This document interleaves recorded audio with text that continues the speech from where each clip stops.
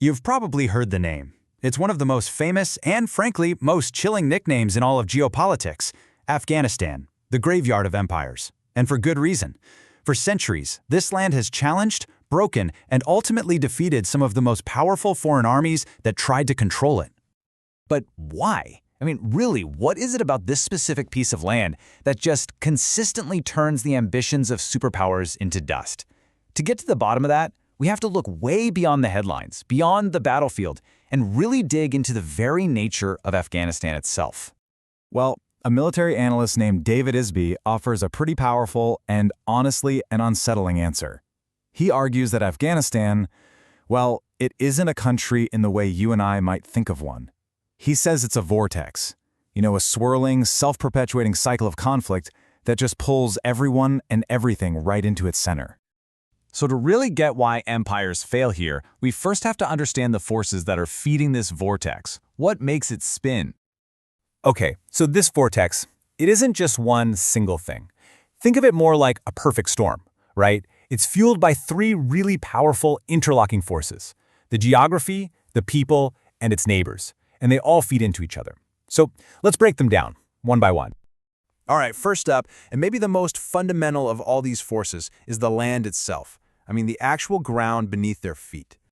They say geography is destiny. And in Afghanistan, that is absolutely true. Just look at it. You've got the massive Hindu Kush mountain range slicing right through the country, and that creates all these isolated valleys. Now, if you're a central government in Kabul trying to control things, well, this terrain makes it nearly impossible to project your power. But if you're a local fighter, it's a fortress. It's got endless places to hide, natural defenses. It's literally the perfect landscape for guerrilla warfare. And this isn't some new discovery. This is the same exact problem Alexander the Great ran into thousands of years ago. And that punishing geography? It directly shapes the second force in this vortex, the super-complex, fractured web of loyalties that defines Afghan society. See, in Afghanistan, the idea of a nation, a single country, is a pretty weak concept. The real loyalty, that belongs to your family, your tribe, your valley. The country is this incredible mosaic of different ethnic groups. You've got Pashtuns, Tajiks, Hazaras, Uzbeks, and they all have their own power bases. So power isn't really held by politicians in Kabul. No, it's held by local warlords who control the territory, the resources, and their own armies. And what's fueling this whole thing? What's paying the bills? Opium.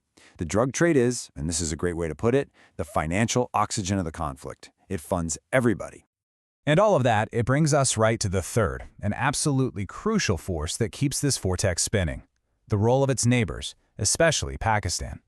Look, you just can't understand the last few decades of conflict in Afghanistan without understanding Pakistan's, let's call it, a dual policy. It's a real double game. Publicly, for years, Pakistan was a key U.S. ally in the war on terror. But behind the scenes, covertly, its powerful intelligence agency, the ISI, was playing a completely different game. They were giving safe havens, funding, and support to the exact same militants the U.S. was fighting. Why? Because they saw them as a strategic tool to use against their main rival, India. This meant insurgents could fight, then just slip across the border into Pakistan to rest, rearm, and come back. It made a decisive military victory basically impossible. Okay, so you have these three forces: geography, a fractured society, and foreign meddling, all spitting together. So let's see what happened when two modern superpowers got pulled right into that vortex. The modern history here is, well, it's a stark and repeating pattern. It's almost uncanny. In 1979, the Soviet Union invades to prop up a communist government. They get bled dry for a decade, and then they leave. Fast forward to 2001, the United States invades after 9/11 to go after al-Qaeda and the Taliban. And the result? Exactly the same. A long, incredibly costly war that ends in withdrawal. 15,000. Just let that number sink in for a second. That's the official count of Soviet soldiers who died in their decade-long war. This conflict became their Vietnam, a brutal, unwinnable quagmire that didn't just drain its military. It actually helped speed up the collapse of the entire Soviet Union. And for the United States, after 2 full decades, trillions of dollars, and a staggering human cost, the end came with shocking speed. I mean, it was breathtaking. As U.S. forces were pulling out in August 2021, the Afghan National Army, the one they had spent years and billions training and equipping, it just melted away. The Taliban walked back into Kabul almost without a fight. So, after the invasions are over and the empires go home, what's left behind? What is the real legacy of these failed wars for the people on the ground in Afghanistan today? Well, the immediate result was a catastrophic economic collapse. The entire country's GDP shrank by more than a quarter in just 1 year. Think about that. All the international aid that had been propping up the government, we're talking 75% of public spending, was just shut off overnight. The entire nation was plunged into a crisis where there was simply no money. And the social cost has been every bit as devastating. 20 years of progress, especially for women and girls, was just erased.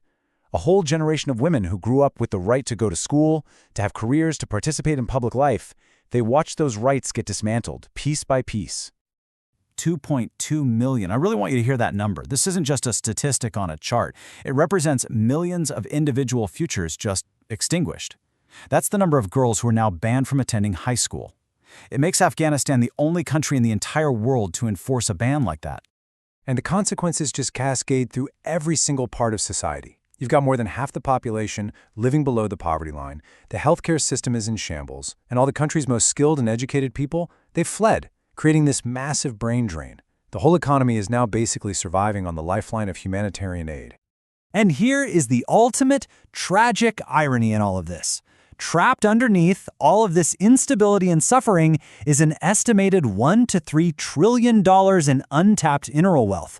We're talking lithium, copper, rare earth metals, a vast potential fortune that the country is completely unable to access, all because of the very vortex it's trapped in.